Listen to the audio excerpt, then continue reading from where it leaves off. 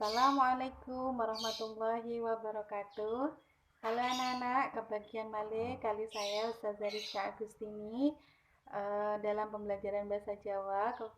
Bertemu kembali dengan Ustazah Rizka ya nak ya, untuk memulai pembelajaran supaya lebih semangat. Ustazah punya yel ya nak ya, mungkin bisa dikatakan lagu. Mari kita dengarkan ya nak ya. Nak Soliha, Nak Soli, where are you? Here I am waiting for you.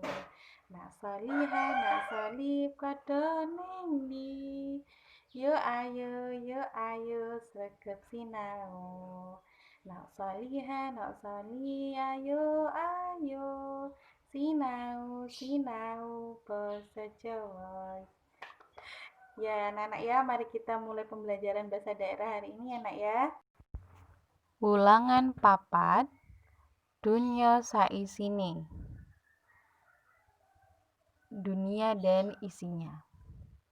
Geguritan yaiku puisi sing pirantine nganggo basa Jawa. Geguritan adalah puisi yang bahasanya menggunakan bahasa Jawa. Titikane geguritan atau ciri-cirinya geguritan yang pertama adalah ora keiket dening patokan kang gumathuk, artinya tidak terikat dengan aturan yang ditentukan. Yang kedua, migunakake tembung-tembung pilihan utawa diksi, artinya menggunakan pilihan kata yang tepat dan sesuai. Cacai larik gotra saben sakpada bait ora katemtokake. Jadi jumlah baris setiap bait tidak ditentukan. Cacai padha bait bebas, artinya jumlah baitnya bebas. Yang kelima, pungkasane larik unine bebas. Di akhir baris setiap bait memiliki bunyi yang bebas. Yang keenam, isine mentes lan ngamot piwulang becik. Isinya bermakna baik dan mengandung pembelajaran atau pesan yang baik. Yang ketujuh, terkadang menggunakan purwakanti basa, swara, lan sastra. Terkadang menggunakan persamaan bunyi, bahasa, suara, dan sastra.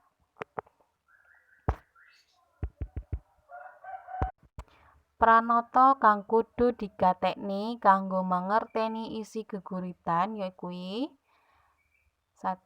Diwaca bola-bali, artinya dibaca berulang-ulang. Kedua, pemacane geguritan urut sepada-sepada, jadi dibaca berurutan dan sesuai dengan baitnya.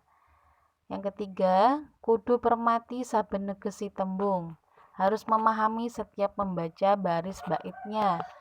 Yang keempat, nemtokake apa kang diceritakake ing saben badane, jadi menentukan apa yang diceritakan setiap baitnya. Yang kelima, nyawijakake bab-bab kang diceritakake supaya dadi cerita kang utuh lan gampang dimangerteni. Menjiwai setiap bab yang diceritakan supaya mudah dipahami.